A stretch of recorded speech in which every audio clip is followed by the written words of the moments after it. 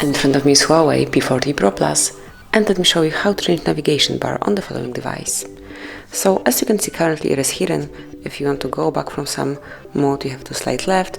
If you would like to open all running apps, you have to slide up, and this is how it works. So you can smoothly use the device without this navigation bar, but if you'd like to have the standard one with icons, just open the settings, then find and select System and Updates, and here you will notice System Navigation.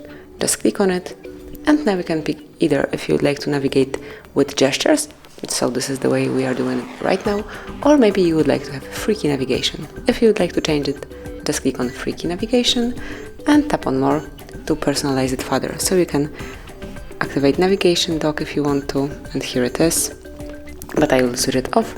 So let me leave navigation bar, and as you can see from now on, you've got 3 icons here. So the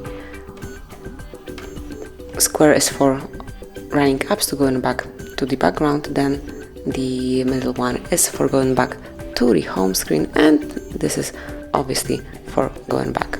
So this is it, that will be all. So you can personalize the navigation bar in your HUAWEI P40 Pro Plus. Thank you for watching, please subscribe our channel and leave the thumbs up.